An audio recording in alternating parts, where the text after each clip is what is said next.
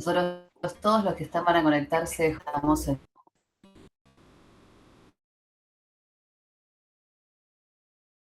Y tres por allá, ¿cómo están? ¿Acá? Sí, No, yo más frío, ¿no? estado natural es ese, es frío, digamos, no, no tenemos otra época del año, solo invierno. Así funciona Río Gallegos. Por eso Mar del Plata es loca. Mar del Plata en el invierno es loca y es fría y es húmeda y fea, pero nada, te hacíamos el aguante desde acá que ya empezó también acá el frío, No, pero no, no, le falta imagino que allá. una eternidad para... Espero que puedan venir el verano. Acá estamos ya con escarcha, digamos, uno amanece, está todo el auto blanco, o sea, está completamente tapado de escarcha, o sea, así que sí, la pasamos complicado, digamos. Claro, nosotros acá nos quejamos de quejones nada más, Sí, quejones, sí. pero Yo conozco Mar del ya Plata, empezó, está lleno. ya empezó el frío acá en Mar del Plata, hoy se siente. Sí. Por eso, ojalá que pronto podamos traerte a que hagas una instalación de módulos acá. En Ojalá. enero, en Para el enero. verano. Primavera-verano. Enero, febrero. En enero, claro. Enero es el mejor. Es el mejor mes, me parece. Exacto. Ahí vamos. Lo vamos a lograr. Claro. Bueno, yo sigo ingresando, están ingresando. Hoy había bastante concurrencia, Jorge.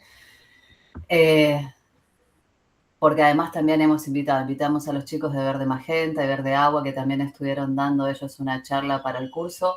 La idea hoy es que se sumen todos los del curso, la invitación era abierta también, pero grabarte, Jorge, y que después dentro de lo que es los canales, tanto del municipio como de la red Innovagro, podamos estar mostrando lo que son los módulos MAPIS. Están todos encantados. Les mostré parte de lo que fue la presentación. Yo mientras el viernes hablaba, saqué algunas fotos de captura de pantalla de las 3 unidades, MAPI 1, 2 y 3, pero principalmente también de lo que eran las fotos de lo que eran las dietas, ¿no? Los cambios de dietas o lo que cocinaban, que eso me pareció súper interesante de tu presentación.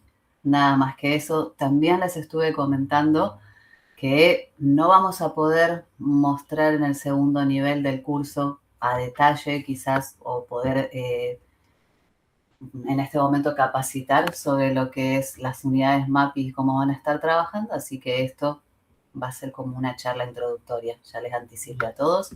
Sí, durante el segundo nivel, que hoy vamos a estar confirmando si lo seguimos de manera virtual o no, igual vamos a estar enseñándoles. El primer nivel fue que ellos diseñaran sus espacios hogar usando una inteligencia artificial que yo les compartí a todos los alumnos del curso, sus cultivos aproximados. Ellos eligieron los espacios que tenían disponibles y qué cultivos querían elegir. Y eso, después si querés los puedes ver y compartir. Si utilizamos Gama, que no sé si la usás a esa aplicación, pero es una gran aplicación.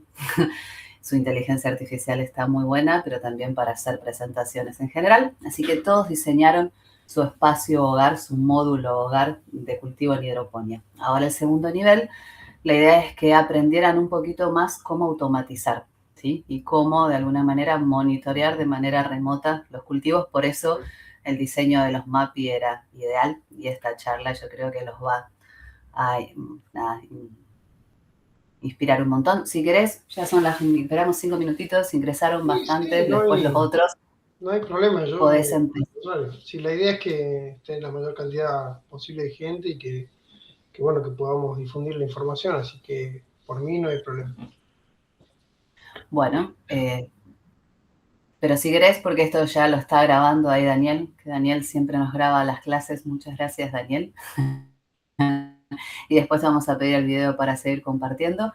Pero si querés empezar, Jorge, a presentarte quién sos Bueno, y qué es lo que haces. yo soy Jorge Virgi, soy ingeniero agrónomo, También tengo una maestría en desarrollo de zonas áridas y semiáridas.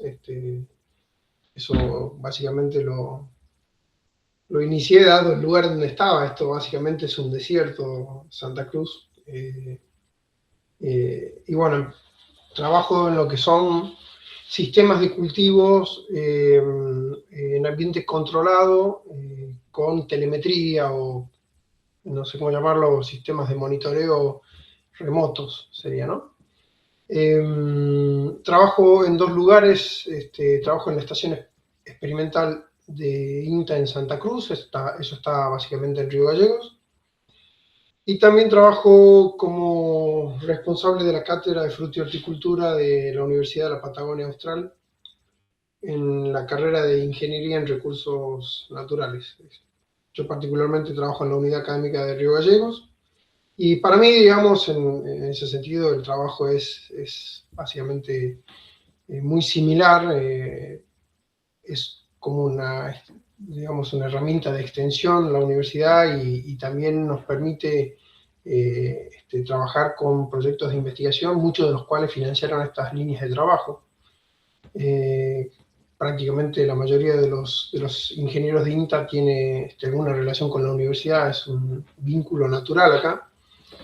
Así que bueno, por suerte a mí me tocó trabajar en una cátedra relacionada con mis temáticas en INTA, porque yo, si bien estoy en un grupo de investigación que es un poco más amplio, mi grupo en el experimental se llama Grupo Forestal, Agrícola y Manejo del Agua, mi especialidad o mis trabajos siempre estuvieron orientados a la fruta y horticultura, ¿no? Primero como técnico de pro huerta y luego como investigador. Bueno, una vez que logré el posgrado, ¿no? Y por esas cosas de la vida, digamos, empecé a trabajar en hidroponía en el 2010, más o menos, y lo digo por esas cosas de la vida porque en realidad fue una gran casualidad, digamos, había un invernadero en la unidad académica, yo recién entraba a la universidad y tenía la posibilidad de invertir fondos en mejorar ese invernadero y hacerlo hidropónico, que en ese momento hoy 2026, todo el mundo habla de hidroponía, pero en el 2010 no había nadie que te venda ni siquiera soluciones nutritivas. O sea, era otro escenario. No digo que fui el primero, simplemente que no había el desarrollo que hoy hay en Argentina de la hidroponía. Había pocas empresas que vendían insumos específicos de eso. De hecho, fue eso una gran limitante cuando yo inicié.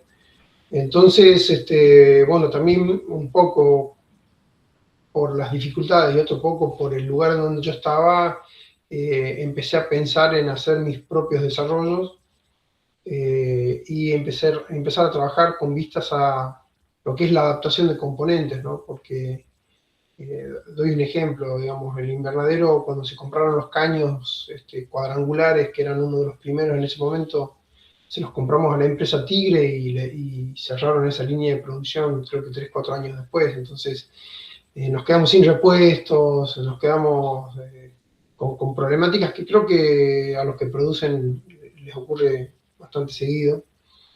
Entonces, empecé a hacer mis propias pruebas con componentes que yo conseguí acá y adaptar sistemas. Empecé adaptando sistemas y después empecé a crearlos desde cero. Y el hecho de que empiece a hacer análisis estadístico de los resultados que obtenía ahí y empezar a publicar los datos de las producciones en el invernadero me permitió, digamos, posicionarme regionalmente como referente en la temática y eso hizo, digamos, que me lleguen preguntas y solicitudes vinculadas a la producción o a la posibilidad de producción de vegetales frescos en la Antártida. Estamos hablando de que los primeros trabajos se hicieron en el 2015. De nuevo, hoy 2026, ya con varios módulos instalados y demás, parece natural, pero la lucha fue una lucha técnica y logística para poder tener estas líneas de trabajo que hoy el INTA tiene y que se comparten con un montón de otras instituciones que hacen aportes, cuestiones particulares. Por ejemplo, la Universidad de la Patagonia Austral estuvo desde el principio, pero no desde la Cátedra de Fruta y Horticultura, sino desde lo que en ese momento se llamaba el Grupo de Informática Avanzada de la universidad, que es la que generó todo el software y el hardware necesario para comandar los módulos a distancia. Bueno, tuve la suerte también de cruzarme con gente muy capacitada y con ganas de trabajar en la temática. La Antártida tiene de por sí que es un lugar que a todo el mundo le llama la atención y el desafío de producir en un lugar como ese, que a primera vista es un desafío técnico, pero que créeme, es el menor de los problemas, genera un extra, un plus, de decir, bueno, sí, es la Antártida, pero no voy a ver el hielo, no voy a ver la fauna o la flora que existe ahí, voy a cultivar vegetales en un lugar en donde el cerebro mismo te dice que no se puede, o sea, tu cabeza te está diciendo, pero ¿qué estás haciendo permanentemente, no? O sea, y más cuando conoces el lugar, porque una cosa es lo que uno pueda imaginarse de ese lugar, y otra cosa es lo que verdaderamente ocurre ahí, ¿no? O sea, sentir, por ejemplo, menos 50 grados en la cara, es una cosa que definitivamente es algo extremo, y todo lo que generalmente parece algo cotidiano y sencillo, la Antártida te lo complejiza rápidamente. O sea, es un lugar bueno, desde ese punto de vista, lo más extremo que vas a poder vivir en términos de temperatura, viento y, bueno, y otras cuestiones, ¿no? Pero bueno, ahora voy a iniciarles la presentación. Gracias. Un ¿Cómo segundo. hacer que una vegetal, ¿no?, se soporte esas condiciones? Claro, o sea, Acá nosotros nos preguntamos, de vuelta, créanme, de lo más complicado. ahí dentro del curso hay varias personas que viven en la zona costera de Mar del Plata, ¿no? Y la zona costera de Mar del Plata, con su viento y su clima, ¿no?, aparece el desafío de cómo hacer un cultivo. Nada, de vuelta, nos quejamos de quejones nada más, comparando, ¿no?, la Claro, Antártida. bueno, todos los problemas son atendibles, ¿no? El tema es que acá no es una cuestión nomás de producir, hay muchas otras cosas como la logística, como la parte ambiental, para darles un anclaje un poco más amplio de lo que se está haciendo.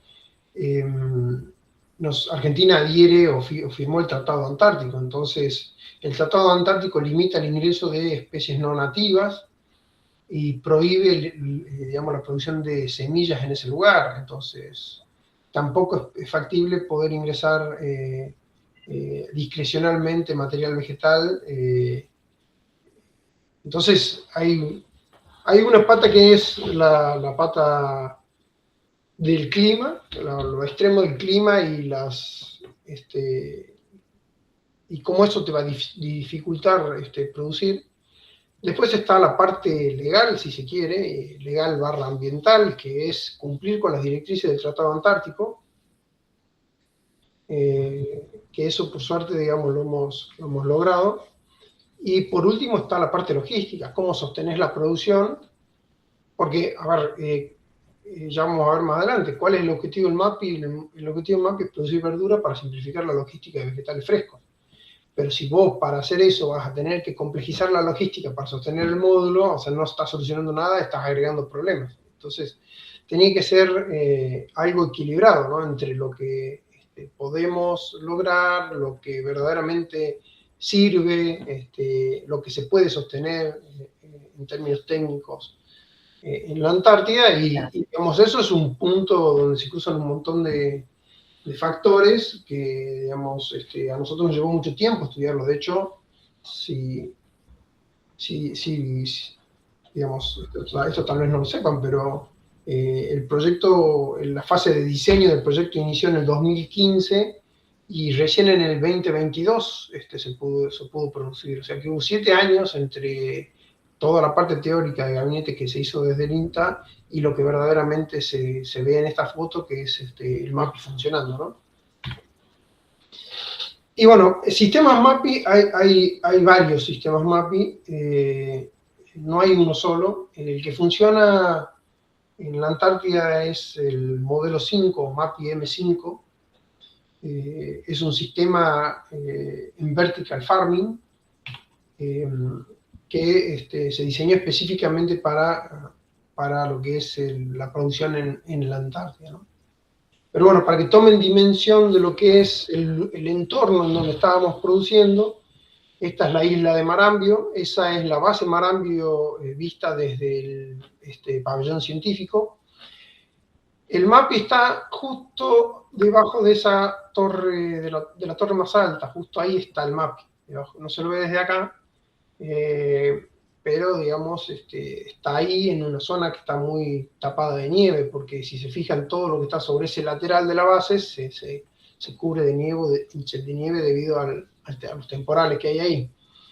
Y es una zona muy remota, obviamente lo que ven en la imagen más pequeña es todo lo que hay de la base Marambio, con excepción de lo que llaman casa de emergencia, que está un poco más alejado de lo que se enfoca en esa imagen, y al costado lo que se puede ver es la pista de hielo donde aterrizan los aviones, principalmente el Hércules, pero otro tipo de aeronaves también, que es el aeródromo básicamente de Marambio, ¿no? Con su torre de control y demás.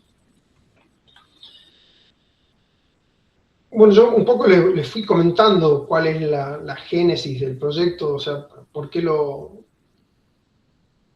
hicimos, digamos, ¿no? En principio, como les decía, era solucionar un problema fruto de un pedido concreto, decimos nosotros. O sea, a nosotros nos llegó un pedido de especificaciones técnicas para un diseño de producción para la Antártida. O sea, básicamente en la pregunta de ¿se puede producir o no con esta técnica? Y bueno, digamos, es una pregunta que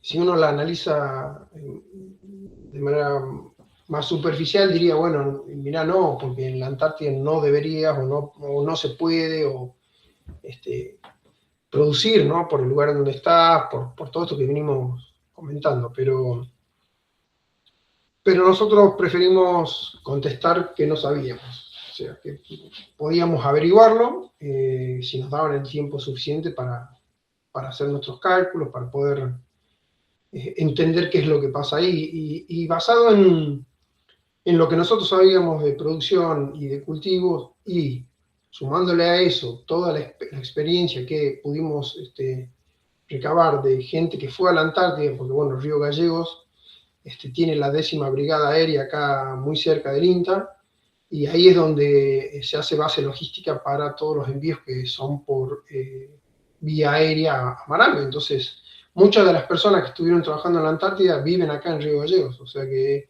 eso nos permite tener la posibilidad de interactuar con gente que sabe qué es lo que está pasando ahí. Entonces, básicamente llamamos a todos los que conocíamos y empezamos a preguntar cómo es el tema. Una vez que básicamente logramos un set de datos importante, empezamos a hacer un diseño de lo que podría ser un sistema de producción que respete las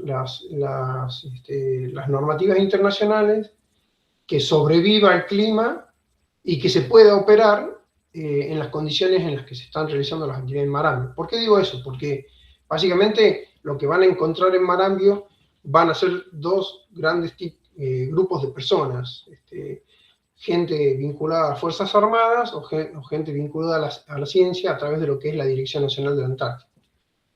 Entonces, estos son los menos, o sea, porque en realidad hay mucho más personal de las Fuerzas Armadas que científicos, por una cuestión de que hay que sostener una infraestructura muy importante y para eso se necesita gente que esté entrenada, que esté capacitada en eso. y bueno, todas las personas que van allá tienen un curso previo de un año antes de poder asumir la responsabilidad de ir a la Antártida a prestar su servicio, ¿no? Entonces, ¿cómo hacemos un sistema de producción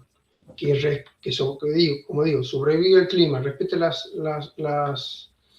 cuestiones ambientales, pero que además pueda ser utilizado por una persona que no tiene conocimientos previos de agricultura? Bueno, ese fue el desafío. Hicimos un primer diseño donde tuvimos algunos problemas que no habíamos advertido, pero que fue suficiente como para que las Fuerzas Armadas se interesen en lo que estábamos haciendo y vengan a buscarnos y nos consulten si se podía avanzar con esto un poco más, si había formas, digamos, de, de ajustar el diseño. Y obviamente ustedes se imaginen que, digamos, es un contacto por correo, uno dice que sí, pero lo que no sabe o lo que no advierte es que al tener tanta fluidez logística la Brigada Aérea con el Palomar y con todas las Fuerzas Armadas en Buenos Aires, en 2 días tenía gente de la Fuerza Aérea acá en mi oficina diciéndome que, bueno, o sea, les parecía que eso podía funcionar, pero que necesitaba ajustes que ellos no podían hacer. Entonces me dicen, la única forma de que vos puedas corregir eso que tenés ahí, que no eran grandes errores del sistema en sí, sino de lo que nosotros llamamos el shelter, o sea, todo lo que cubre el sistema. Y me dijeron, la única forma que, digamos, es que lo veas con tus propios ojos, me dice. Sí. Le digo, bueno, pero para eso tendría que ir a la Antártida, le digo, eso requiere preparación y qué sé yo, y una serie de cosas que nosotros, el INTA, digamos, no tenía vínculos con la Antártida en ese momento. Entonces, lo que me dijeron es que el avión salía en 48 horas, fue una cosa así. Entonces, agarré y armé un bolso y no sé cómo, ya estaba arriba de un avión, yéndome a la Antártida, y tenía que ir y volver, digamos, me daban 3 o 4 días para hacer todas las mediciones que yo necesitaba, así que empecé a buscar la gente que me ayude con cosas que me escapaban de las manos, por ejemplo, cómo es la instalación eléctrica, qué cantidad de agua hay disponible, cuál es el lugar. Bueno, ellos ya habían preseleccionado 2 o 3 lugares. Hice una recorrida muy, muy grande por ahí, di unas charlas, porque la otra cuestión es que hay que convencer a alguien que no... y además como si yo les hablara a ustedes de qué tan bueno es un avión o qué tan bueno es, no sé, un camión militar. Probablemente alguno por afinidad tenga algún conocimiento, pero digamos, no es que son especialistas en eso. Entonces, yo tenía que hacer las veces de profeta ahí, digamos, diciendo que podía producir vegetales sin sol, sin tierra. Entonces, digamos, eso costó, ¿no? O sea, por supuesto que del otro lado me encontré una excelente predisposición, pero llevó, digamos, un tiempo ahí. Laburé prácticamente sin parar esos 3 días en la Antártida, vine con toda la información que necesitaba y ajustar el diseño. Para que, bueno, en el ajuste uno empieza a ver antecedentes, ¿no? Y dice, bueno, a ver, hacer la búsqueda típica bibliográfica de qué proyectos se están llevando adelante, y claro, lo que uno se encuentra es esto, ¿no? O sea, esto es el Eden East, que es un proyecto de la International Space Station, que, digamos, el contenedor de producción para producir esos vegetales, lo diseñó, digamos, Airbus, digamos, el Departamento de Defensa y Espacio de Airbus. Las luces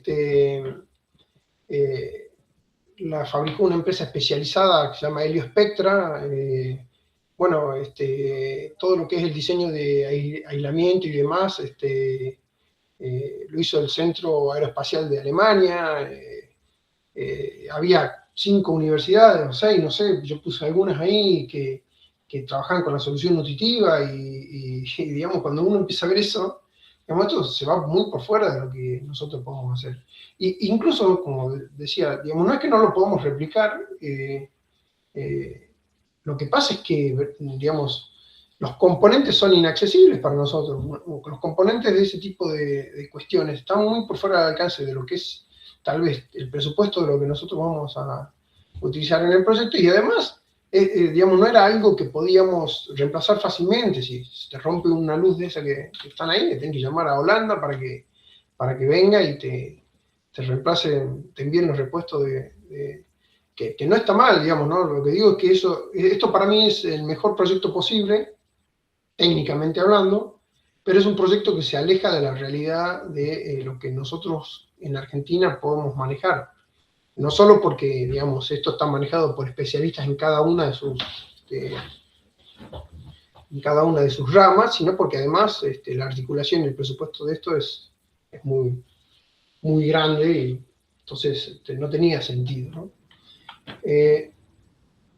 Está trabada la presentación, creo. A ver.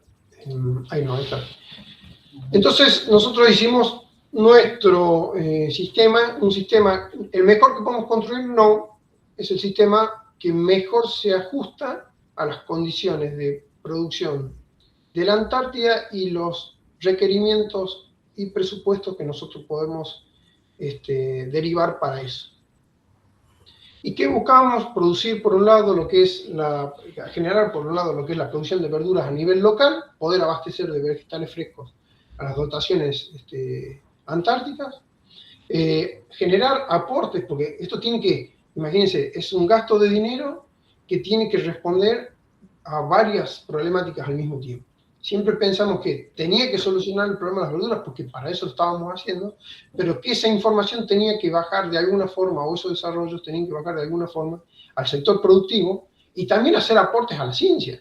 Porque ¿para qué están ahí? Están para hacer aportes a lo que es el programa antártico, que es básicamente un programa científico, como todas las actividades que se están haciendo en la Antártida. Entonces, digamos, no solo tenía que producir verduras, tenía que poder publicar trabajos científicos, tenía que poder bajar a terreno, bajar al productor de alguna forma, y lograr, digamos, ser un catalizador de nuevas investigaciones. Por ejemplo, con el MAPI nosotros publicamos trabajos que tienen que ver con la calidad de agua de las bases antárticas, o sea, la calidad de agua de consumo y su uso en producción de verduras en distintas regiones de la península antártica. O sea, entonces, tenía que ser realizado el proyecto con una mirada integral, no solo desde el punto de vista de lo académico, de lo específico de la resolución del problema, sino mucho más amplio para que responda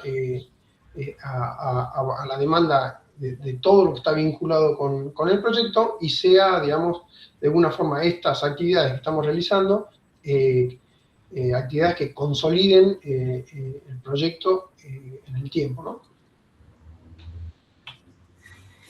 Bueno, ¿cómo logramos llevar el MAPI a la Antártida? ¿O cómo lo sostenemos? Lo sostenemos por tres vías principales. Hay una vía marítima que está, digamos, fuertemente vinculada al rompehielos Almirante Irizar, que es quien nos lleva casi todas los componentes pesados de lo que es la infraestructura del shelter, sobre todo.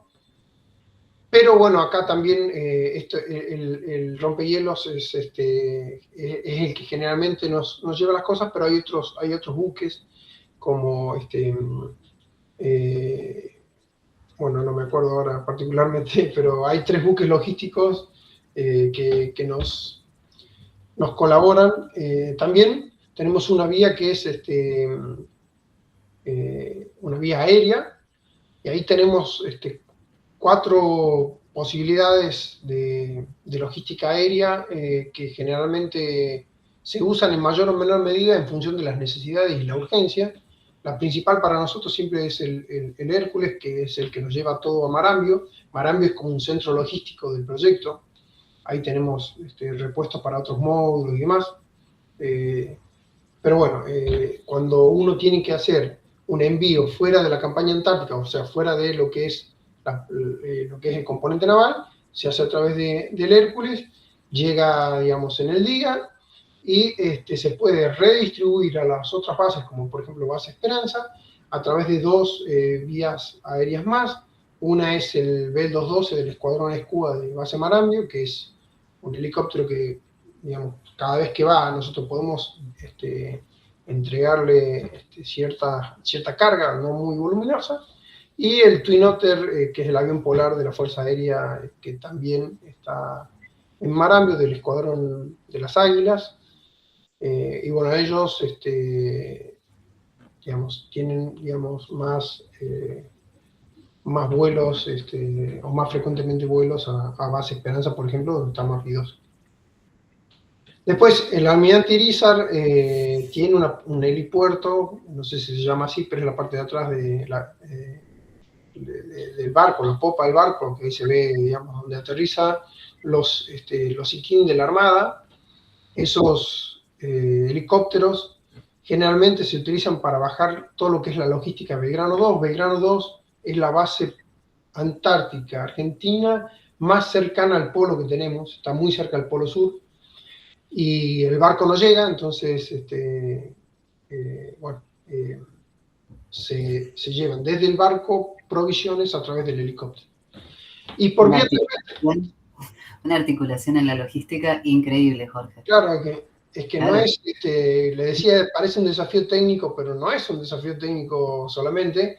Es más, lo técnico pasa a un segundo plano cuando uno ve todo lo que hay que hacer para poder llevar, por ejemplo, un paquete de semillas a la Antártida. Entonces, es un esfuerzo muy importante que bueno, que rinde sus frutos, pero que requiere, digamos, de cierta coordinación. Y por último, sobre todo ya para lo que es MAPI 2 en Base de Esperanza, se usan tres tipos de sistemas, tres tipos de movilidades, si se quiere, terrestres. El Snowcat, que ese nos permite llevar agua desde las zonas, digamos, de producción de agua hasta el MAPI. El Unimog, que bueno, se usa también, pero en menor medida. Y por último, las motos de nieve, que son para cargas pequeñas, cosas que lleguen al helipuerto y que se tengan que llevar hasta el MAPI. Por ejemplo, el sistema de monitoreo fue en ese tipo de movilidad, ¿no? Y esto es MAPI 1. Yo no voy a hacer una gran descripción del sistema. El sistema, digamos, es un sistema, los sistemas MAPI están patentados. No es un problema explicarles cómo funciona, simplemente que no es tan sencillo explicarlo, digamos, menos en espacios breves de tiempo. Pero básicamente no es un sistema, le voy a decir lo que no es para que se entienda, no es un NFT donde la lámina es finita, y tampoco es un DFT donde nosotros trabajamos con láminas de 30 centímetros. Esto utiliza una lámina intermedia y utiliza una serie de sensores que nos permiten saber qué es lo que está pasando en cada uno de los niveles de producción dentro del MAPI. Este es el interior. El MAPI 1 es un contenedor marítimo que nosotros reutilizamos, de los pequeños, un contenedor marítimo de 20 pies. Es el primer lugar que nos dieron, o sea, esto es como fue una apuesta de ellos, decir, bueno, mira, tengo este lugar, probemos hacerlo acá. Y bueno, nosotros agarramos en ese momento lo que había disponible, que responde a dos cuestiones. Una, reutilizar los espacios, y la otra cosa es que como ya es un lugar que está instalado, el impacto ambiental de la actividad, digamos, tiene una relevancia menor en términos de daño ambiental, porque en realidad eso ya estaba ahí, o sea, nosotros simplemente lo reutilizamos para otra cosa, con lo cual la parte de no es necesario construir nuevas estructuras, y eso hace que, digamos, lo que es el impacto ambiental de lo que uno está haciendo disminuya, ¿no? No es lo mismo que ir a poner un contenedor de cero en otro lugar donde no se estaba trabajando. Esa que ven ahí es la primera cosecha que nosotros tuvimos. O sea, tuvimos la suerte de tener una primera cosecha sin problema. O sea, se sembró y se cosechó A los 30 días, la verdad que estos datos están publicados, si lo quieren buscar, están disponibles, tanto el rendimiento de los cultivos que están ahí como las cuestiones ambientales. Se cultivaron dos especies, rúcula por un lado y por el otro lado lechuga Grand Rapid. Y bueno, la verdad que se ven en las imágenes el resultado, fue por suerte muy muy bueno. Y en 30 días. Y en 30 días logramos esa producción. Esa es la producción que logramos en el 2022. Después nosotros dejamos que las dotaciones tengan sus propias producciones y ellos eligen qué producir dentro de lo que permite el módulo, ¿no? Esto es la cosecha, no es de este año, sino del año anterior, es 2025, producida, digamos, en el lugar. Consumen mucha lechuga, mucha rúcula, pero también trabajaron albahacas. Esto es MAPI 2, la base Esperanza. El MAPI 2 es mucho más grande, más importante en términos de tamaño que el MAPI 1. Es casi 3 o 4 veces más. Es un sistema de producción de 2 pisos, donde lo que ustedes están viendo es la parte de arriba ahí, y está, digamos, y hay solo un sistema instalado que es el M5, pero tiene la posibilidad de tener un sistema que nosotros llamamos M6, que es para cultivo de frutas, digamos. Por ejemplo, el MAPI M6 puede producir, combinado con tomates, pimientos, pepinos, no sé, lo que haga falta, o sea, plantas de gran porte. Ahí creo que consultaban sobre la lechuga Grand Rapid, y la rúcula es rúcula silvestre, creo que se llama así, no sé si hay variedades de rúcula. Pero esa es la rúcula que se hizo, ¿no? Y bueno, la hoja verde, ¿no? Claro, bueno, hoja verde lo que tiene es que básicamente nosotros priorizamos volumen de producción. Cada cosecha del MAPI son 260 plantas. Hay que entender que en momentos pico la base Marambio tiene la posibilidad de albergar a más de 100 personas. Entonces, el módulo tiene que poder responder a ese tipo de demandas, ¿no?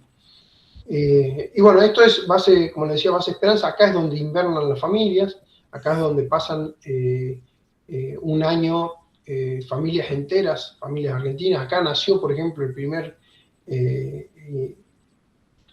argentino en la Antártida, que fue la primera persona también en nacer en la Antártida, nació justamente acá, en Base Esperanza. Yo tuve la suerte de conocer, no al primero, sino al tercero, que nació ahí, en una de esas campañas. Le decíamos el nativo, pobre, pero bueno, él era toda una estrella ahí, porque claro, o sea, fuimos al museo a ver su incubadora, o sea, fuimos a ver la incubadora, él tiene un pequeño museo, pudimos ver la incubadora donde él estuvo, o sea que era una locura para nosotros, y nos tocó, no sé si casualidades o no, la misma casa donde él estuvo cuando nació, la número 14, y bueno, fue todo un evento ese, y son esas cosas lindas que tiene la Antártida, que conocer ese tipo de gente, ¿no? Historias.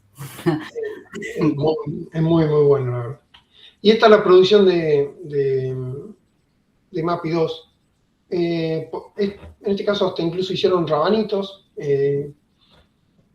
Acá lamentablemente MAPI 2 tiene una luz ajustada a luz par, que es una luz fotosintéticamente activa, así que no se ve el verde de las plantas. O sea, y esa es justamente la razón por la cual elegimos eso. Al usar el espectro de luz que absorbe la planta, no refleja el verde, porque no hay verde dentro de la luz, ese componente de color en lo que es la calidad de luz, no está incluido dentro de las luces de cultivo, entonces son mucho más eficientes las luces de producción, ¿no?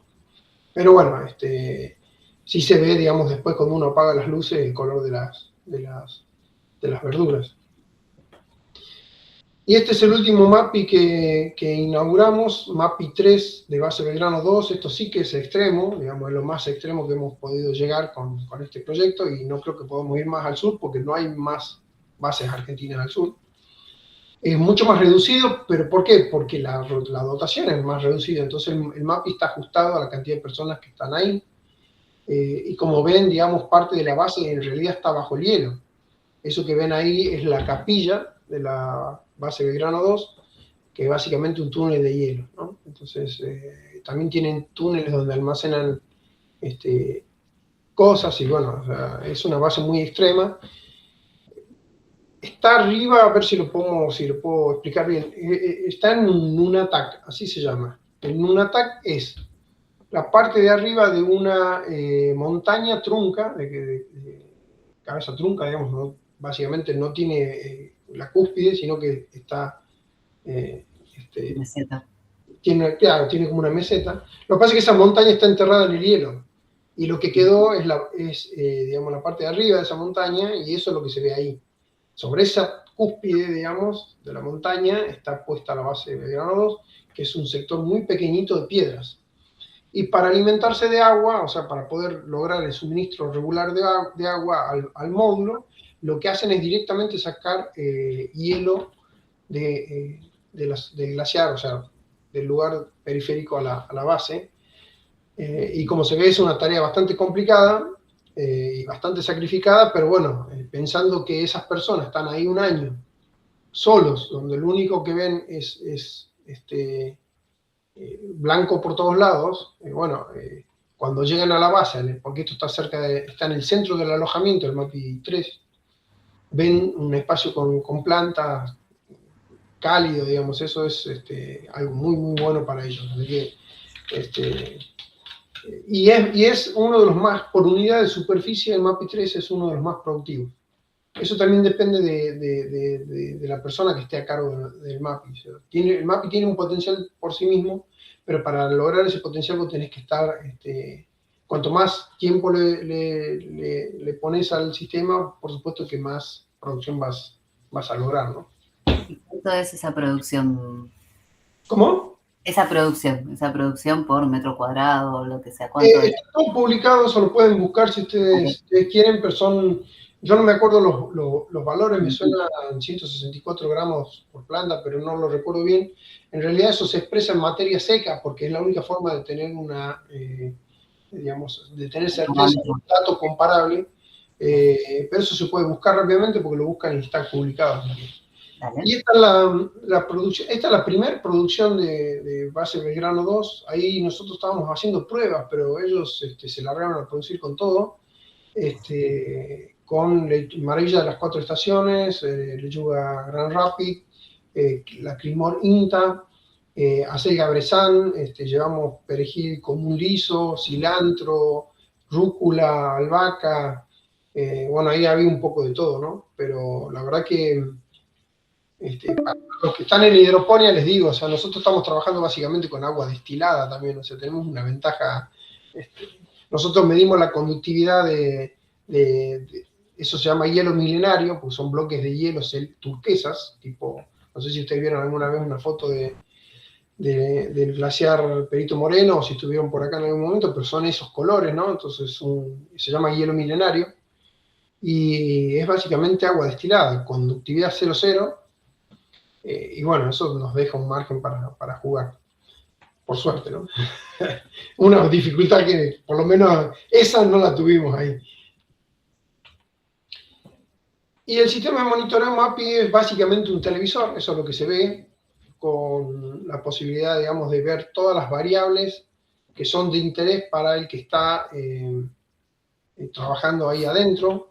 Les muestro una captura esta es la versión preliminar, la versión, porque este sistema de monitoreo tiene su versión comercial, ustedes digamos, pueden adquirir este sistema, pero tiene otro tipo de panel de cultivo. O sea, nosotros estamos viendo, como con todos los desarrollos de INTA, estamos buscando empresas que estén interesadas en fabricar este tipo de desarrollo. Y bueno, digamos, tiene una versión comercial que es un poco mejor que esta, incluso que esta más responde a nuestra demanda, pero hay una un poco más adaptada, y acá lo que se pueden ver son varias cosas. Vamos a empezar a hablar por las temperaturas y los colores. Los 4 niveles que se miden en el MAPI tienen, digamos,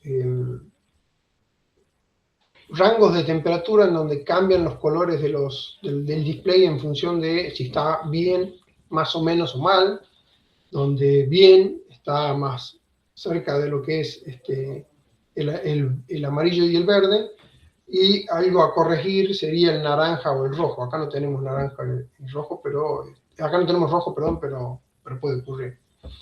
Después tenemos niveles de humedad. ¿Esto por qué es tan importante? Bueno, por 2 motivos es importante. El primer motivo es la electrónica. La electrónica en lugares muy húmedos tiene menos vida, digamos, relativa, entonces hay que protegerla. Y la segunda es que, digamos, los picos, digamos, de humedades relativas nos dan una idea de si hay gente entrando y saliendo del módulo. O sea, eso es porque cuando se aumenta la temperatura del aire, aumenta la capacidad de ese aire para retener vapor de agua. Ahora, si yo abro una puerta y está frío del otro lado, como puede pasar en el MAPI 1, que hay una temperatura muy, muy fría del otro lado, yo abro la puerta, se me dispara la humedad relativa, y esa es una forma de ver que hay alteraciones en cuanto en un inicio habíamos puesto sensores de puerta, ¿no? Pero digamos, después nos dimos cuenta que era mucho más fácil ver el pico y el horario y el día en la gráfica, y no tener que ver cuando se abría y se cerraba la puerta. Después nosotros tenemos caudalímetros por cada uno de los niveles, donde se fija un valor en donde, digamos, los caudales no deben ser superados, porque si se superan los caudales de entrada, puede ser que haya un derrame. Entonces, si yo supero, digamos, un cierto rango de litros por hora en un nivel, este reloj se va a poner rojo, indicándome que puede haber posibilidades de derrame. Esa es la función, pero además hay una relación entre la cantidad de solución que recibe la planta y su tasa de crecimiento. Entonces, también necesitamos que no sea menor a un cierto rango la cantidad de soluciones que entran, porque la solución tiene que ver con la oxigenación de las plantas, con la nutrición de las plantas y un montón de cuestiones más. Esos caudalímetros dejan un registro histórico, como pasa con la temperatura y la humedad, y nosotros podemos ver los horarios en donde se enciende la bomba, donde corta y qué es lo que pasó, ¿no? Después tenemos un panel donde vemos la reserva de agua que hay en el MAPI y la reserva de soluciones, el histórico de consumo y la temperatura de la solución en los tanques de almacenamiento. Y por debajo de la temperatura de solución tenemos unos sensores que son de bioseguridad, donde nos indica qué sector está iluminándose, si hubo derrame o no de alguna solución nutritiva, si hay humo o no, y si hay llama o no dentro del módulo para dar alertas, digamos. Son cosas bastante importantes. Tenemos un panel de lo que son las condiciones de la temperatura externa, digamos, al módulo en ese momento, presión, humedad y viento, y además cámaras de alta definición motorizadas que nos permiten ver cómo está el cultivo en tiempo real. Estos son todos los sensores que utilizamos. Utilizamos bastantes sensores. Estos puede variar en función de las necesidades. Si este módulo se vendería comercialmente en alguna región, no sé, de Mar del Plata, bueno, no sé si necesitaría tantos sensores, porque hay muchos que tienen que ver con el cuidado del ambiente antártico y no directamente con el sistema de producción en sí.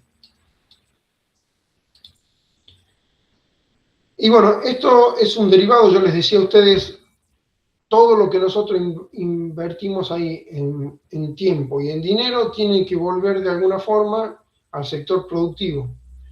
Y para que eso vuelva al sector productivo, nosotros, por un lado, tenemos los desarrollos que ustedes ya pudieron ver, o sea, el MAPI, el M5, que es un módulo para la producción, digamos, en vertical farming, que eso, digamos, puede ser comercializado o puede ser aprovechado en partes, digamos, no puedes no aprovechar todo el sistema, pero se puede hacer recomendaciones de producción en función de parte de esos desarrollos. Tenemos el sistema de monitoreo, que eso se puede usar para un MAPI, pero también para un laboratorio, para un invernadero o para los sistemas de producción que ustedes están generando con IA. Hay un MAPI que no está acá en esta presentación porque ya era más largo de explicar, pero se llama M6. El MAPI M6, por ejemplo, lo está operando una empresa que está haciendo producción de cannabis medicinal acá en el predio de la experimental. O sea, ese MAPI M6 tiene la capacidad de producir, o está produciendo en realidad, plantas de cannabis con alto CBD y bajo THC. Esos datos también están publicados, o sea que si lo quieren ver al sistema y quieren ver qué rendimientos tiene ese sistema en plantas de la variedad MK, pueden hacerlo, lo buscan y aparece el paper, ¿no? Y esto, que es, acá dice Gartner, pero no se llama Gartner, es un sistema MAPI M2, que lo que permite es producir verduras en el hogar, ¿no? El MAPI M2, nosotros lo pensamos para incorporarlo como un electrodoméstico más en la casa. Esto ya está acá, lo tengo acá al costado, digamos, en una oficina de la par, en lo que nosotros llamamos el laboratorio de innovación, y estamos viendo qué rendimiento tiene cada una de las especies dentro del sistema. Este sistema es un sistema automático de producción que se comanda por IA.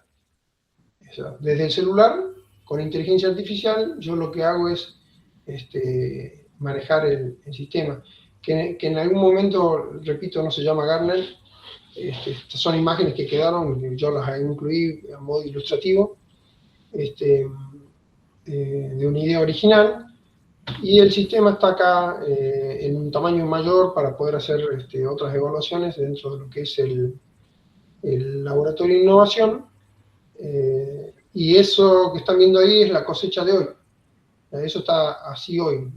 Puse las imágenes para que ustedes puedan ver qué es lo que se obtiene, ¿no? Y esas plantas tienen alrededor de 20 días.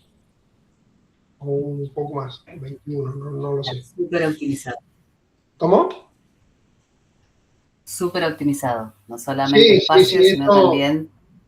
Esto controla temperatura, nutrición de las plantas en tiempo real, podemos ver las plantas desde adentro, tiene un sistema de climatización, todo clima, se comanda con placas del sistema de monitoreo MAPI, y es totalmente autónomo, o no, depende de cómo lo quieran usar ustedes. Si ustedes quieren ponerse a manejarlo ustedes desde el celular, lo pueden manejar ustedes, o pueden pedirle al asistente que les produzca por ustedes, simplemente poniendo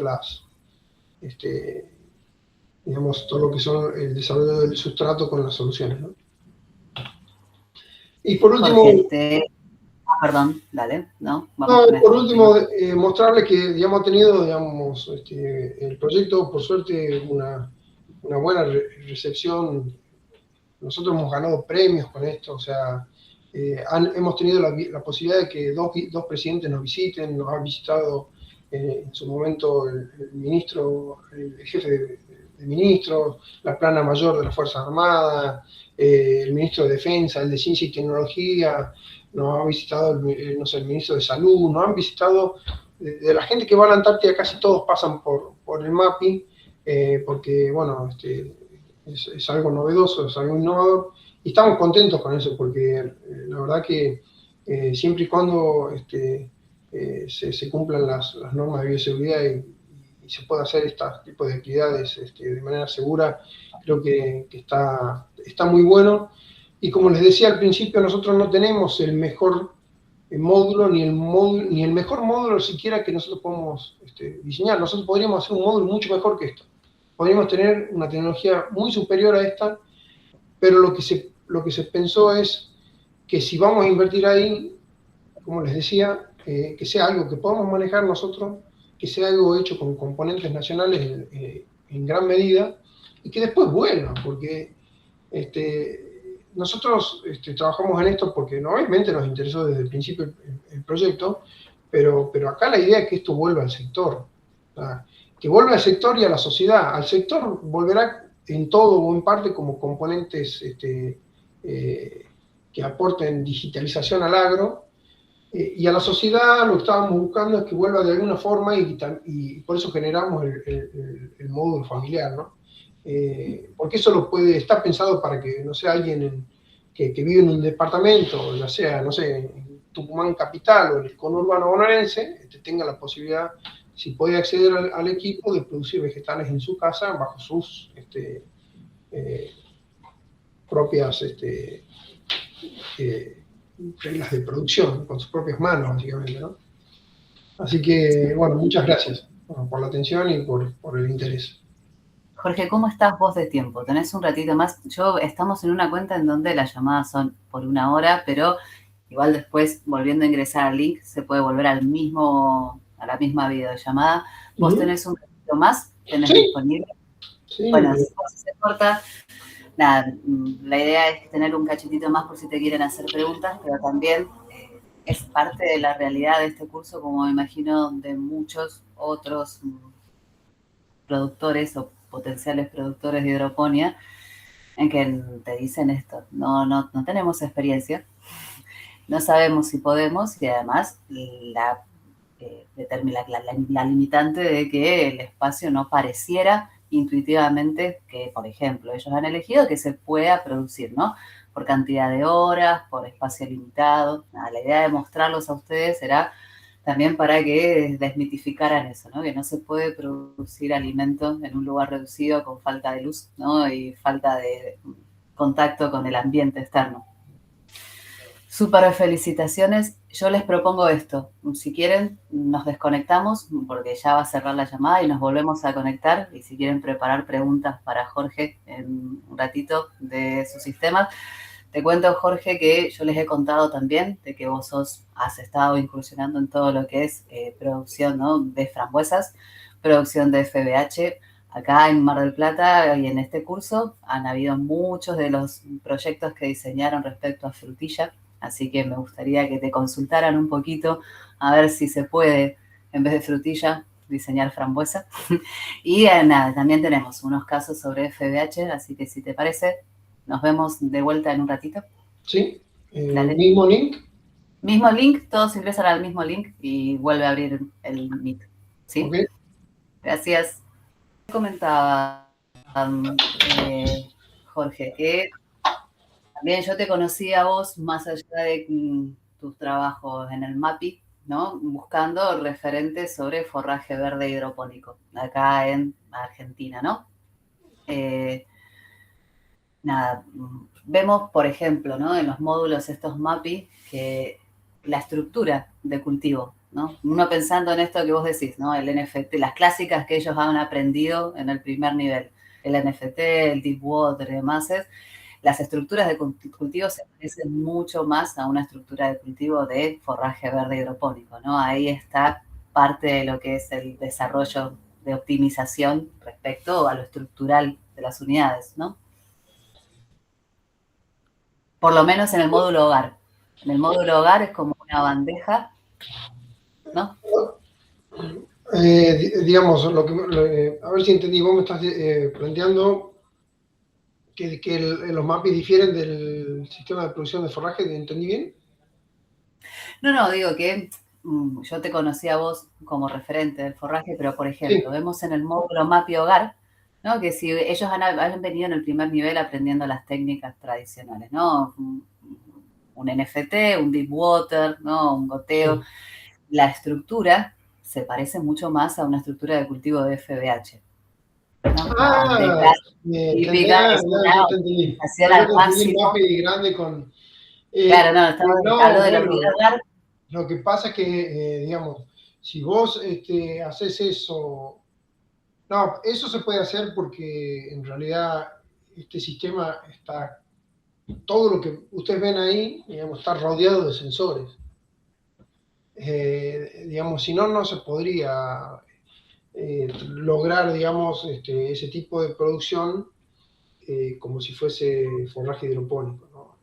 Es muy complicado, pero eh, ¿qué es lo que nos juega a favor? Bueno, que nosotros logramos automatismo a través de lo que es el sistema de monitoreo del MAPI. Entonces, eh, digamos, el sistema de forraje, que es algo que yo, eh, de hecho, también está publicado por ahí, preguntan dónde está el material teórico. Básicamente, digamos, si vos le pedís a la IA paper de forraje, seguramente te va a salir, y del mapping ni hablar, porque no hay otro mapping que no sea ese, ¿no? Pero te está diciendo, el forraje hidropónico no requiere de cantidades importantes de luz, sobre todo. Un cultivo de verdura de hoja sí, y en un espectro en particular, sumado a una nutrición particular. El forraje hidropónico básicamente es un germinado. Y lo que vos trabajás con el forraje es intentar que las raíces se entrelacen lo suficiente como para que eso se forme, para que se logre formar un pan y que, digamos, entregárselo al ganado en un momento de máxima calidad. En realidad es donde se cruza la calidad y la cantidad. Porque cuando yo espero mucho en el tiempo, el forraje hidropónico va perdiendo calidad y, digamos, inicialmente tiene mucha calidad, pero después la va perdiendo y hay un punto donde a mí me conviene dárselo al animal y no seguir esperándolo. Porque a veces se puede usar como único alimento, sobre todo si es que haces un proceso previo de secado, sobre todo para los rumiantes. Yo acá, claro que no soy zootecnista ni soy veterinario y no tengo ni idea de animales, pero sí de forraje, y sé que pierde calidad, y sé que si vos se lo das directo a un rumiante, por la cantidad de agua que tiene, si solo le das eso durante un montón de tiempo, puedes tener algún problema. Entonces, el forraje hidropónico es un producto excelente, pero que tiene que estar bien utilizado dentro de la ración del animal que lo va a recibir y tiene que tener en cuenta qué animal lo va a recibir y cómo se lo vas a dar. O sea, no solo qué forrajes y en qué cantidad, sino, digamos, lo que vendría a ser el análisis en específico para esa especie. Porque podrías lograr. Y otra cosa que tiene el forraje es que no todas las especies, en función de si son C3 o C4, van a reaccionar igual en el forraje hidropónico. Yo, por ejemplo, si lo hago acá de maíz, no me va a salir igual que si lo hago en Córdoba o si lo hago en Mar del Plata. Y tiene que ver con la capacidad que tiene esa especie de soportar más o menos temperaturas. Entonces, los forrajes que yo elegí, que yo hice maíz, y tengo 30, 40 grados en el invernadero, pero no los tengo siempre. Entonces, el forraje que yo elegí para la experiencia es una cebada cervecera y una cebada forrajera, porque en las pruebas exploratorias, los verdeos de invierno que nosotros llamamos, reaccionaban mejor a la temperatura que yo tenía en ese invernadero que un sorgo, que un maíz, que también lo había podido probar. Ahora, la calidad del forraje no va a ser igual. Y si vos querés hacer lo mismo o querés darle el tratamiento al forraje hidropónico, darle el tratamiento de un forraje hidropónico a un cultivo de hoja, sí, no va a ser igual, porque hay una diferencia que es muy importante, que por un lado es la luz, pero por el otro lado está la nutrición. No sé si ustedes están trabajando ya más en detalle el tema o no del forraje hidropónico, pero incluso yo podría generar forraje sin la necesidad de darle soluciones nutritivas, solamente con agua. Con Entonces, agua solamente. Entonces, eso va a ser, eso en el cultivo hortícola es la muerte, digamos, ¿no? Claro, en realidad ellos han sido 4 clases el primer nivel, te cuento, Jorge, en donde yo, si bien los he pasado por una experiencia teórica sobre las técnicas de cultivo de hidroponía, la idea es que les he ayudado a usar la inteligencia artificial para que hicieran un sistema acorde a los espacios que ellos tienen en sus hogares. Obviamente lo que pasa, ¿no?, es que la inteligencia artificial tiene su limitante respecto a entendimiento, ¿no? Pero, por ejemplo, ahora en el segundo nivel, o el próximo paso es hacerles entender cómo la automatización aumenta las capacidades productivas, ¿no? Y principalmente en espacios en donde está esta falta de luz, está esta falta, ¿no?, de capacidades de un clima constante o un clima necesario, y por eso también mostrarles los mapas. Y ahí es donde, lo que yo te decía, las unidades Mapio Hogar que vos mostrás, ¿no?, que tienen un nivel de automatización enorme, y el formato de bandeja en donde se cultiva, ¿no?, pareciera como que la película de agua es mínima, es casi como estar cultivando forraje verde hidropónico, más allá que veo que hay un sustrato, ¿no? Claro, Donde, no, pero digamos, puede parecerlo, pero en realidad, digamos, a vos, al no tener sistemas, yo me imagino que están haciendo sistemas solo en bandeja, entonces eso no tiene circulación. Al no tener circulación, solución nutritiva, vos tenés un montón de problemas que solucionar a nivel de nutrición. Y eso hace que, técnicamente no vas a lograr con la técnica del forraje hidropónico producir hortícolas. no, claramente, no. Lo que pasa es que visualmente, ¿no?, Visualmente sí, pareciera igual, pero claro, pero hay un flujo. si vos ves esto, te embalás y decís, no, yo eso lo puedo hacer en mi casa. Bueno, digamos, no, créanme que no es tan sencillo, o sea, no digo que no tengan éxito, ¿no? Digamos, cada uno puede intentar, digamos, hacer ese tipo de producciones y demás, pero acá el problema pasa por el hecho de que ahí hay una calibración particular para cada especie y hay nosotros le llamamos algoritmo, porque ahora todo el mundo le llama algoritmo, pero en realidad son una serie de pasos que el módulo hace para lograr la producción y se llaman sistemas de lazo cerrado, o sea, el sistema, vos le decís que haga algo, entonces mide y corrige, mide y corrige, mide y corrige, todo el tiempo. Lo hace automático, pero si vos tenés que estar abriendo la puerta cada vez que tenés que medir y corregir, capaz que es un dolor de cabeza más que un... O sea, entonces, sí, no es... no digo que no se pueda, pero digo que no es tan sencillo nomás. No, claramente no era que se podía, sino lo que da la capacidad de la automatización, ¿no?, en el diseño de las estructuras. El hecho de... Y la diferencia, toda la diferencia la hace esa computadora que tiene adentro con un algoritmo precargado que está calibrado para eso. Entonces, ve la luz, pero también ve la solución, también está viendo el agua. ¿Me comprenden? O sea, es como que, bueno, digamos, lo rico de ese desarrollo no es la cajita de madera, es lo que tiene cargado la computadora, básicamente. Exactamente, yo les decía, ¿no?, a todos respecto al cambio de el cultivo del suelo al agua. Lo que requiere el agua y el cultivo en agua es un monitoreo y algo que ha hecho también que la hidroponía no pueda industrialmente quizás crecer hasta que no se tuvo la tecnología suficiente, ¿no?, más allá de lo cultural y la elección y las condiciones. ¿Por qué hay no digo un boom, porque no es un boom de hidroponía, pero ¿por qué existe la posibilidad hoy de hacerlo más o menos, de manera más o menos segura en casa? Uno tiene un patio, pone unos caños y si tiene las condiciones climáticas va a tener el cultivo. Porque tenés equipos de mano que te miden pH, conductividad por dos pesos. Y si no tenés el equipo, tenés una tira reactiva que podés ir usando y, digamos, por muy poco dinero vos tenés la posibilidad de tener un dato que es el dato central de la nutrición de las plantas. Y después hay acceso a bibliografía que como nunca antes en el mundo. Entonces, uno puede manejarlo, pero si vos vas A ver, yo registrado de sistemas de abastecimiento en zonas aisladas, lo único que conozco, los inicios que conozco de esto, es la Segunda Guerra Mundial. O sea, la Segunda Guerra Mundial, la hidroponía se usaba en la campaña del Pacífico para abastecer de verduras en islas donde estaba el ejército norteamericano.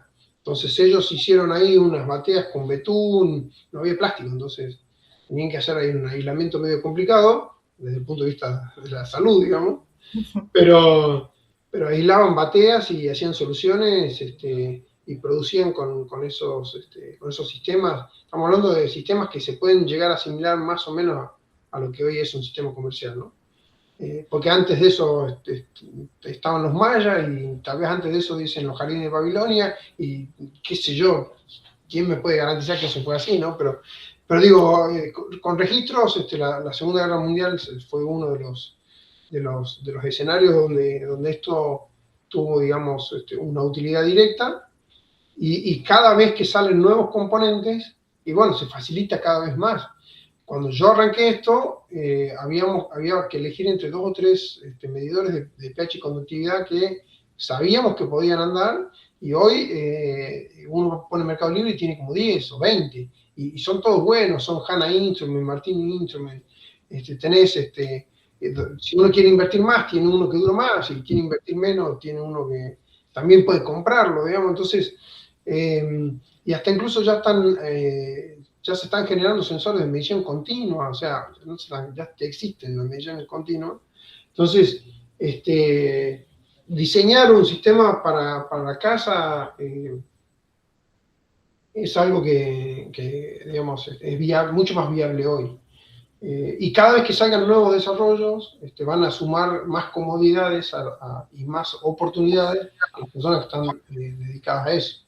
Yo, si ustedes están diseñando algo para el hogar y tienen verdaderamente intenciones de después llevarlo adelante, yo les sugiero que vayan por lo más sencillo siempre, digamos. Y no quiere decir que porque sea sencillo es menos complejo, ¿no? O sea, parece una contradicción, pero lo que les quiero decir es que a veces lograr un diseño sencillo de operar es más complejo que empezar a meterle cosas al sistema hasta que logre funcionar como uno quiere. Siempre hacerlo más sencillo, hacerlo más simple, hacerlo más minimalista, entre comillas, es más complejo desde mi punto de vista, desde el punto de vista del diseño, que empezar a ponerle sensores por todos lados. Digo, hay que poner lo que verdaderamente se necesita. Este sistema que nosotros tenemos acá es demostrativo, es demostrador de tecnología. Nosotros le ponemos todo lo que nosotros podemos hacer o casi todo lo que podemos hacer. Después, si hay una empresa que lo quiere comercializar, y probablemente va a tener una interconsulta con el mercado, le va a decir, che, pero ¿vos querés que sea de madera de lenga como este o lo hacemos de chapa? Y si es chapa, no con negra.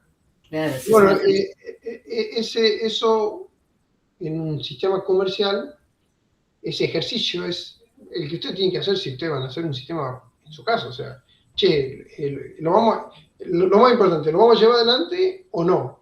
Eso ya ya ahí el camino se bifurca. Si vos la vas a llevar adelante, fíjate cuáles son las herramientas que vos verdaderamente tenés a mano y tratá de hacerlo sencillo para que vos lo puedas manejar.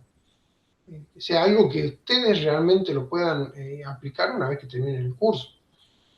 No traten de hacer algo súper tecnológico que después les va a complicar el día a día, porque me ha tocado algunos cursos que he dictado donde había ingenieros electrónicos y las consultas pasaban por otro lado, entonces él sí su hobby era eso y su trabajo era eso, entonces mezclaba 2 cosas que le interesaban y terminaba siendo sí una cosa un poco más compleja, pero desde el punto de vista de lo productivo hay que mantenerse en los márgenes de lo que uno puede mantener y hacer. Como con el mapping. No es lo mejor que yo puedo hacer, pero es lo que se puede mantener. Y lo que está dando de comida, la intención acá de todos exactamente es producir su comida en sus casas y eso es exactamente, bueno, por eso las unidades Mapio Mavara a nosotros, o a mí me interesaba mucho mostrarles a este grupo porque de alguna manera es eso, ¿no? Adaptar lo máximo posible a la tecnología, porque pasa esto de que yo no sé si puedo cultivar, entonces una unidad Mapi Hogar seguro que te va a hacer cultivar, ¿no?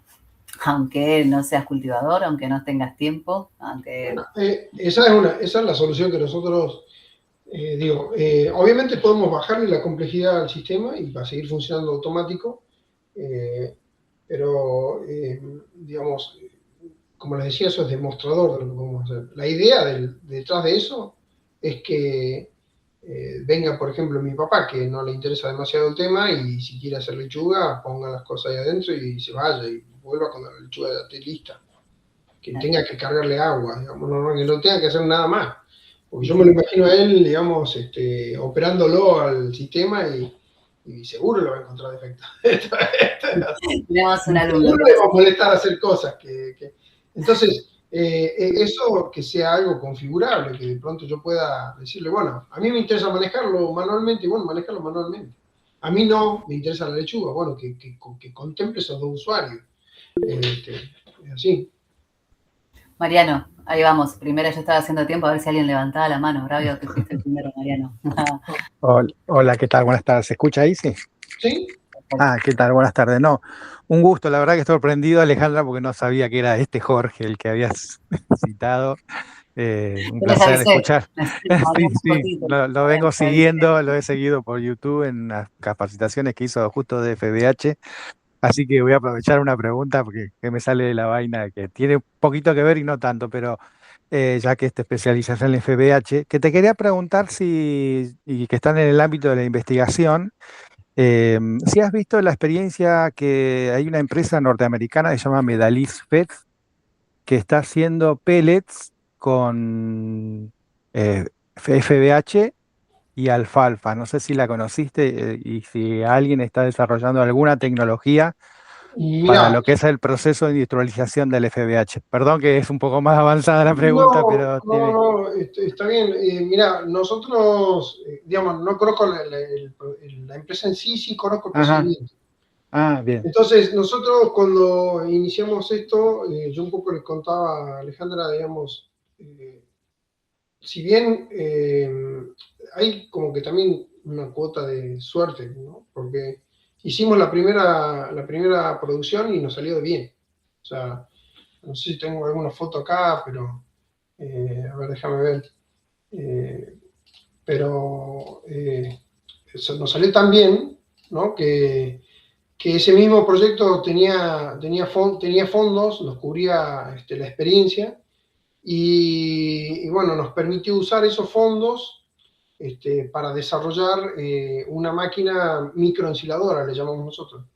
Porque el pellet lo que tiene, digamos, uno puede agarrar el forraje, dárselo derecho al animal, ¿no? Es una posibilidad, pero nosotros pensamos, digamos, que la alimentación en momentos centrales o claves de Santa Cruz, para nosotros, por ejemplo, cuando la oveja tiene en pie el cordero digamos, en algún momento de suplementación en invierno donde hay falta de forraje porque hay mucha nieve, era mucho más importante o más interesante que darle el forraje, digamos, de manera inmediata. Entonces empezamos a pensar cómo, bueno, o sea, los métodos de conservación de forraje tampoco son tantos, ¿no? Entonces, o lo consumís en fresco, o lo consumís diferido como enolado, o como fardo cuando ya la humedad baja demasiado. Ese mismo fardo vos lo podrías peletear, que es una forma más sencilla de transportar, entre comillas más sencilla, porque, digamos, pero sí, ponerle, transportar un concentrado, en este caso de alfalfa. Pero nosotros nos fuimos por que sabíamos lo del pellet, pero eso requiere una peleteadora y requiere una serie de cosas, instancias previas para llegar ahí. Y como era más rápido el enolado, nos fuimos por el enolaje del forraje hidropónico basado en cebada. Y generamos una máquina que microensiladora, la llamamos nosotros, que ensila el forraje en bolsas de residuos de las grandes.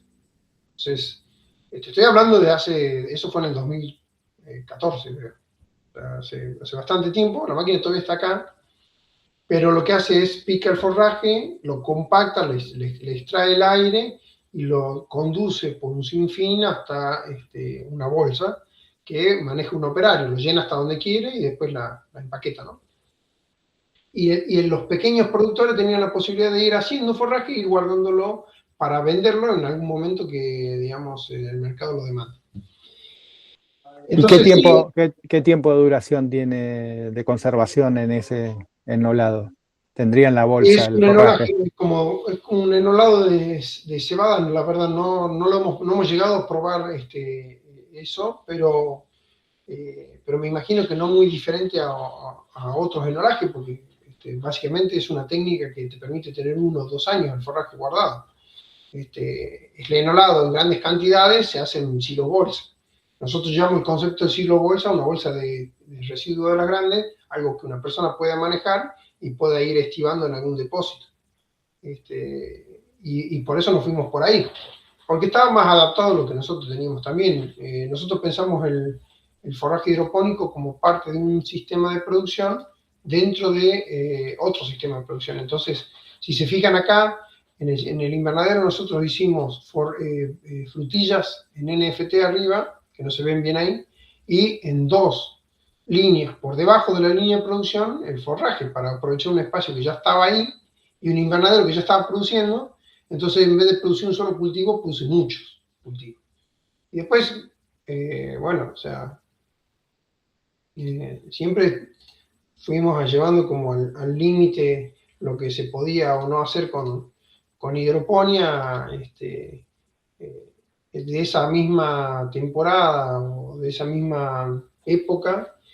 Lo que hicimos es producir verduras de hoja, más frutillas, más forraje hidropónico, más flores, todo en el mismo lugar. Porque de caprichoso más, yo pensaba que, está bien, no va a tener todo el máximo potencial posible, pero vas a poder tener más diversificación en un sistema de cultivo que en este caso, pensándolo desde el punto de vista de un producto familiar, es más interesante que el máximo potencial de un cultivo en sí, capaz que no lo vendés. Y esas son las frutillas que nosotros sacamos en ese momento. Frutillas de la variedad Ferm y Albion. En el mismo lugar, ¿no? Todo mezclado, con la misma solución nutritiva. Que de hecho, si se fijan, hay algunas hojitas que están marcando deficiencia. Ahí les voy a mostrar otra donde está más marcada esa deficiencia. Pero, ¿qué te iba a decir? Acá lo importante es que están las frutillas. Por lo menos desde mi punto de vista. O sea, lo importante es que sí, no sé si son las plantas más sanas del mundo, pero estoy haciendo múltiples producciones con un solo, haciendo uso de una sola solución. ¿Se entiende? Y con un buen rendimiento, por momentos en algunas plantas hasta casi 1 kilo por planta.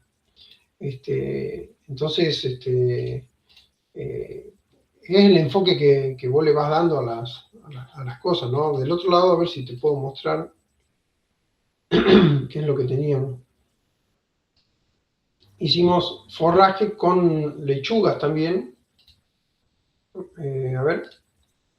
Yo estoy improvisando acá, no me disculpo, en realidad no tengo una presentación de esto, digamos. Pero fíjate que la misma solución está dándole de comer, entre comillas, a un cultivo de albahaca a la izquierda, lechuga en el medio, acelga arriba y forraje hidropónico. Entonces, bueno, como te digo, capaz que si nos ponemos, si vemos el detalle, capaz que uno dice, bueno, o sea, podrían estar mejor las plantas, ¿no? Pero bueno, acá fíjate que para que vean que es verdad lo que le digo, porque ahí no se ve el forraje, acá está visto el forraje desde abajo y arriba están las pelotas de acelga, ¿ves? Hicimos forraje con frutillas, forraje con acelga, forraje con albahaca, forraje con ¿cómo se llama? Con rúcula. Hicimos hasta incluso forraje con floral, ¿cómo se llama? Flor de papel. ¿La flor de papel la conocen? No conozco la flor de papel. Yo no, Jorge. ¿Qué es? Bueno, la flor de papel es una ornamental. Acá está, ¿ves? Es una flor de corte ornamental Es muy vendido en Buenos Aires, y nosotros tenemos posibilidades de producirla acá. A ver si puedo ver.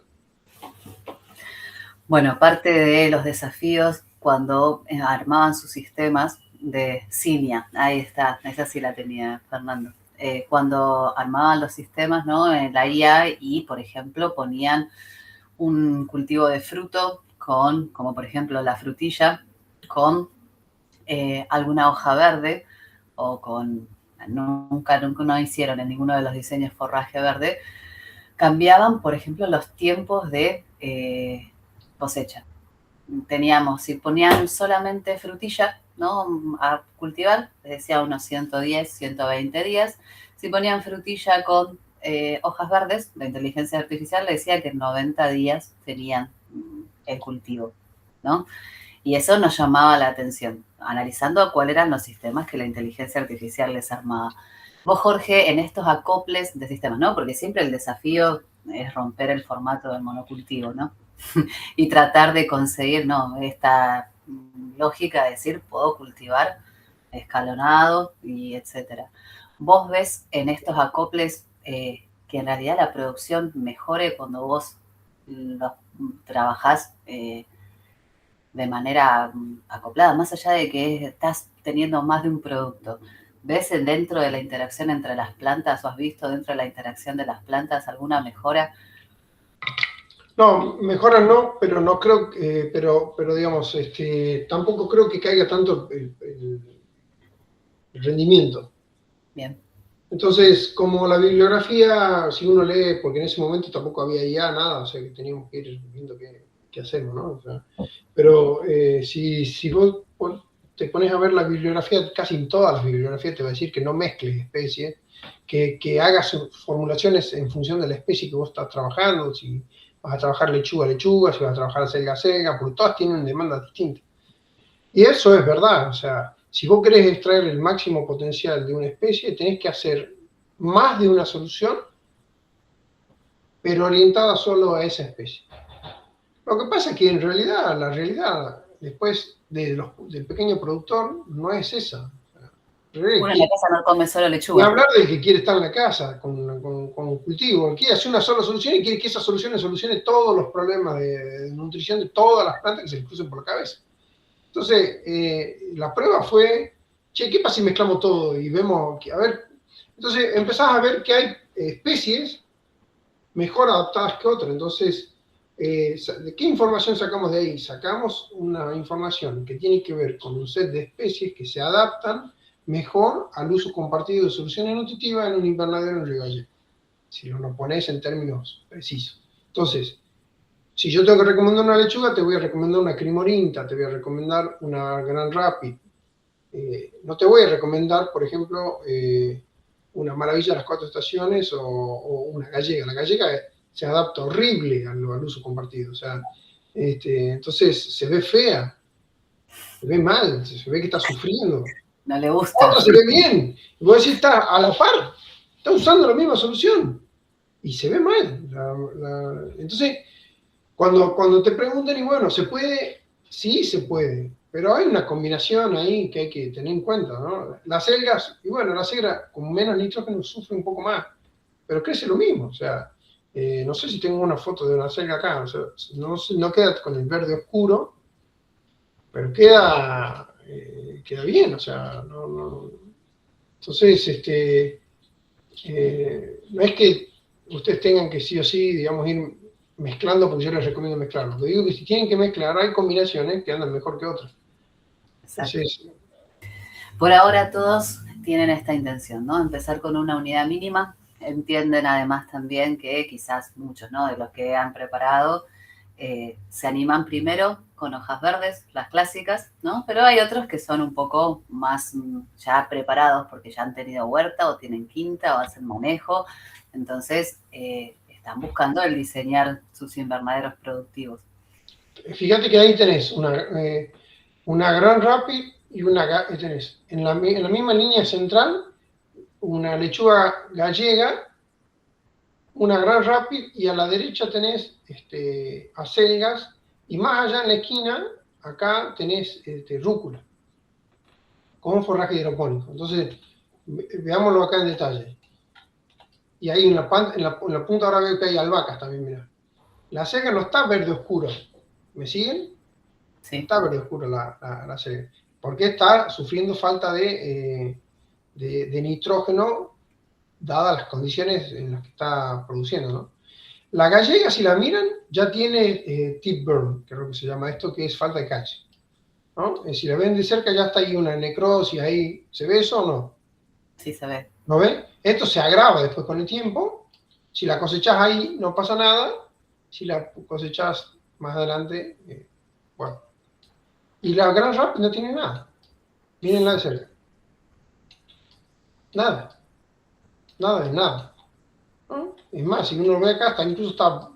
Acá hay mezclas de lechugas, y bueno. Pero... entonces, no es que todo se adapte igual. Se puede hacer la mezcla, pero no tiene que ser una mezcla inteligente, digamos, ¿no?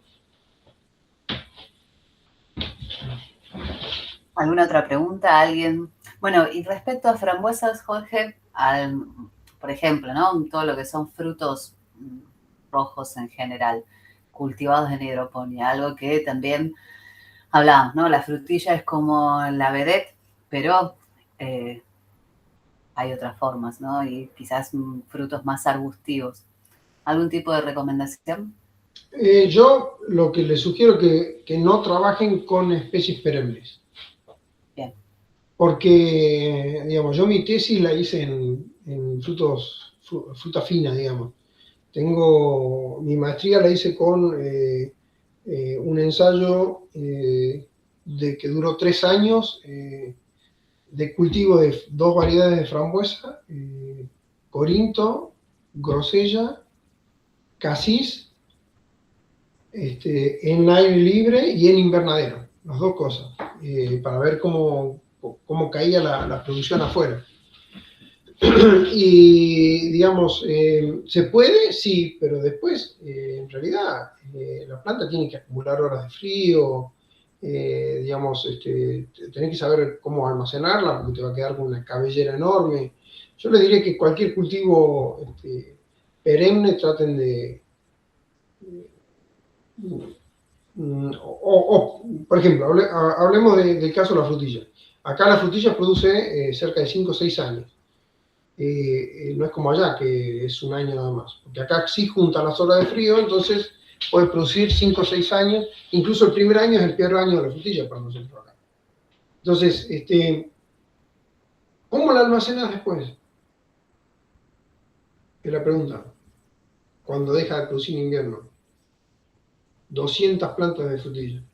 No es lo mismo conseguir 1000 plantines de frutilla, entran en una caja de 1 metro o menos, 80, ponerle por 30 por 30.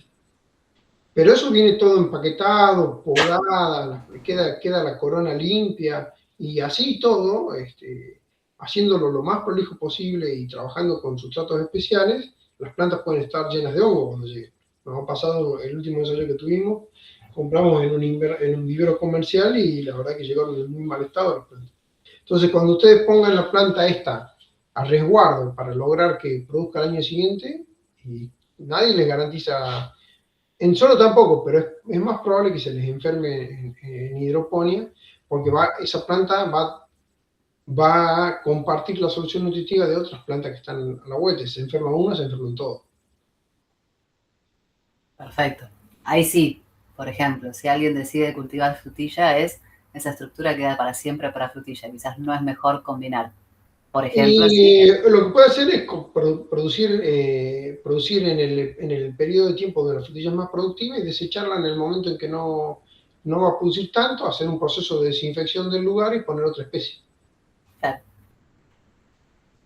¿Y frambuesa, Jorge?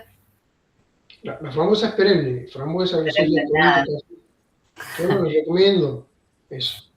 Y si van a hacer una cosa como esa, directamente me iría por el arándano, porque en realidad ustedes no van a tener la cantidad de horas de frío que necesitan las variedades de frambuesa para poder producir al año siguiente, ¿no? El año pasado justamente nosotros estábamos desde Altamira, ¿no? Conocimos al proyecto de Franui, conocen todos a Franui, ¿no? Y ellos estaban tratando de hacer frambuesas en hidroponía porque tienen este problema a nivel global de que no pueden llegar a la calidad a veces en algunos países que están buscando. Entonces querían hacer su propio cultivo y estaban probando en hidroponía. Pero nunca supe finalmente cómo terminaron, pero siempre me quedó... Pero ellos están en Patagonia, o sea, ellos pueden agarrar un bolsón, hacer las plantas y hacer la poda como si fuese un cultivo convencional, pero hecho en hidroponía. Ustedes están en Mar del Plata. Para que esa planta vuelva a florecer el año siguiente necesito 600 o 700 horas de frío, no recuerdo, depende de la variedad, que ustedes no las tienen. No, claro, Franui estaba tratando de hacer un modelo de producción que le sirviera para todo el mundo. Viste que ellos tienen franquicias, ¿no? Por ejemplo, tienen Franui en Londres, ¿no? Y no podían llegar. Claro, pero de nuevo, digamos, esto es como todo. Yo estoy haciendo en este proyecto con el M6 cannabis medicinal en Río Gallegos. ¿Se puede? Y sí, están los datos. Miren, los pueden ver. Ahora, ¿es el lugar más benigno para producir cannabis? No. Entonces yo tengo que generar condiciones de manera artificial, que básicamente eso es básicamente un gasto energético para lograr producción. Obviamente que si vos lográs producción en un... lo que estamos buscando, esto ya es accesorio, pero se los comento, lo que estamos buscando es un aceite alto en CBD anticonvulsivo para niños. ¿Entiendes? Si yo voy a lograr un aceite grado medicinal que es un anticonvulsivo para un niño, es un producto de alto valor, en donde sí te conviene darle calefacción a una planta para que llegue a destino, porque ¿qué es lo que pasa? Esa planta, si está al aire libre, y el aire libre le cambia la temperatura, también mutan los cannabinoides y deja de ser CBD y se transforma en otra cosa. Entonces, pero estamos hablando de una planta que va a generar una molécula de grado medicinal para una medicina, en este caso para un niño. Una frambuesa para un helado te va a interesar más o menos los grados Brix, pero después no va a haber una gran diferencia entre una planta con cultivo agroecológico, de una fruta, perdón, de cultivo agroecológico y una hidroponía. ¿Qué pasa? Si vos con hidroponía te ahorras todos los labores culturales que tiene el cultivo, que en el caso de la frambuesa son un montón, y bueno, estás ahorrando un montón de plata de lo que tiene que ver con las labores culturales en sí, y de paso sacás una fruta de altísima calidad.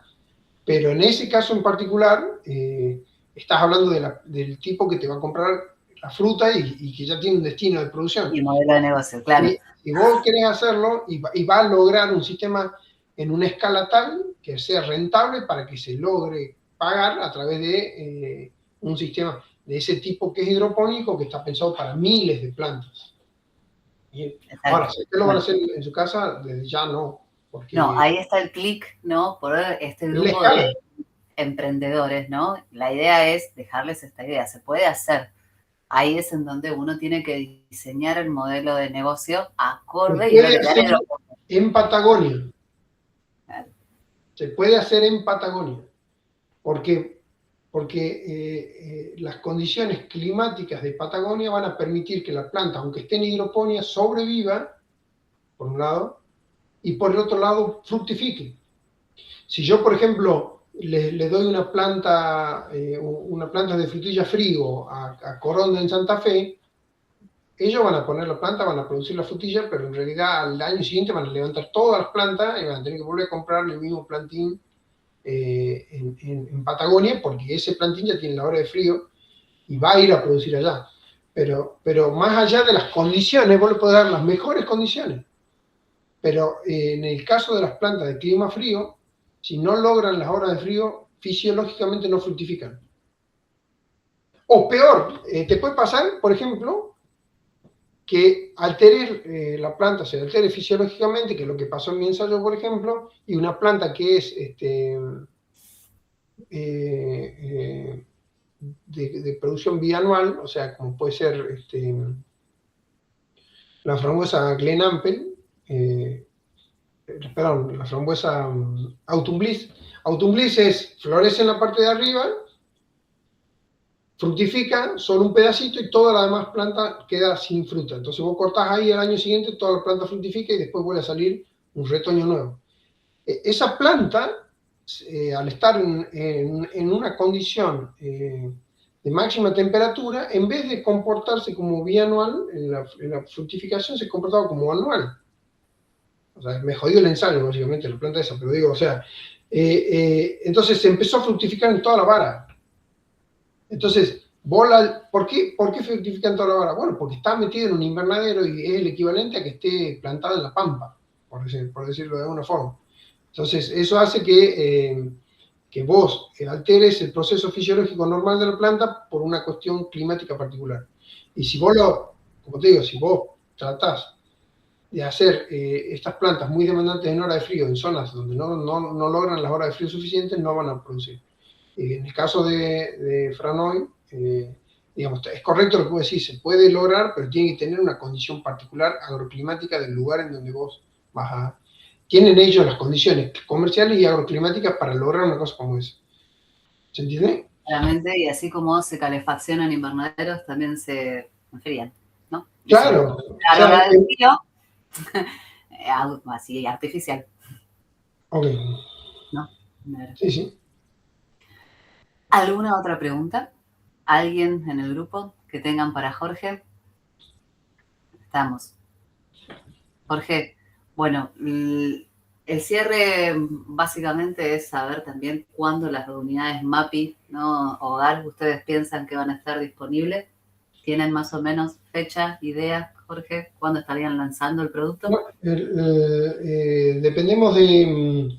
estamos asociados con la Universidad de La Matanza para que logre un plan de negocios. Ellos están terminando ese plan de negocio y apenas lo terminen, eso va a estar disponible para que se pueda ofrecer a las empresas que estén interesadas en fabricarlo. Digamos, tenemos ofertas, pero hasta que no tengamos los documentos no lo vamos a... Yo creo que, digamos, no puede superar septiembre, octubre de este año, pero digamos, esa es más o menos la línea que nosotros manejamos.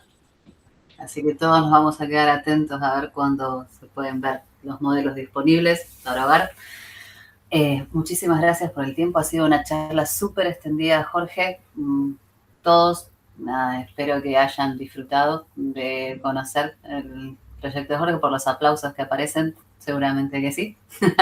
Así que les mando un abrazo. Buenas tardes y cualquier cosa después por el grupo. Toda información que quieran saber sobre investigaciones o proyectos publicados de Jorge y las unidades MAPI, les volvemos a pasar.